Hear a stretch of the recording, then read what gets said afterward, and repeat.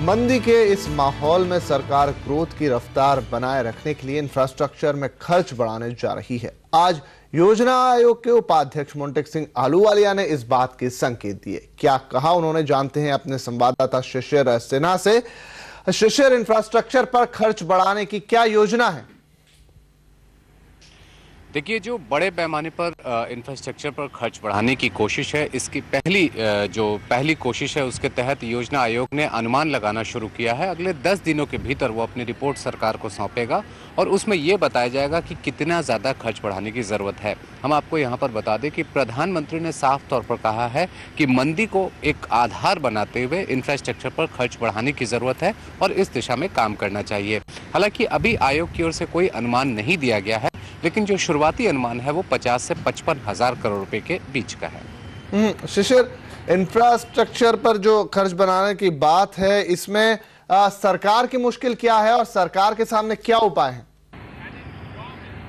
देखिए, सबसे बड़ी मुश्किल ये है कि सरकार अब लगभग चुनावी मोड में आ चुकी है। दिसंबर में भले ही संसद का सत्र शुरू हो रहा हो दोबारा, लेकिन उम्मीद ये की जा रही है कि सरकार उसके बाद जो है वो अगले लोकसभा चुनाव की घोषणा कर सकती है।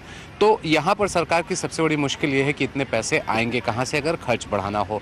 दूसरी बात यह है कि मार्केट में ऑलरेडी जो लिक्विडिटी है, नकदी की जो है, उसकी परेशानी अभी भी बनी हुई है। तीसरी परेशानी यह है कि जो डॉलर फाइनेंसिंग है, जो कि इंफ्रास्ट्रक्चर प्रोजेक्ट के लिए सबसे ज़्यादा ज़रूरी होता है, वो डॉलर फाइनेंसिंग आसानी से नहीं आ रहा है। तो इन परेशानियों को देखते हुए सरकार के सामने अब दो विकल्प हैं। पहला विकल्प यह है कि जो दिसंबर में जब दोबारा पार्लियामेंट कन्वीन होगा, वहां पर एडिशनल खर्च के लिए, अतिरिक्त खर्च के लिए संसद से मंजूरी मांगे। और दूसरा, सरकार भले ही पूरा बजट ना पेश कर पाए, लेकिन अगले साल जब वो वोटर अकाउंट पेश करेगी चुनाव के एन पहले, उसमें अतिरिक्त खर्च का खाका वो रख सकती है, एक ब्लूप्रिंट तैयार करके रख सकती है और फिर जो नई सरकार आएगी उसके लिए रास्ता आसान हो जाएगा कि वो कैसे खर्च बढ़ाए। चलिए शिशिर, बहुत शुक्रिया इस पूरी जानकारी के लिए। और आइए सुनते हैं कि इंफ्रास्ट्रक्चर पर खर्च बढ़ाने को लेकर क्या कहते हैं योजना आयोग के उपाध्यक्ष मुंटिक सिंह आहलूवालिया।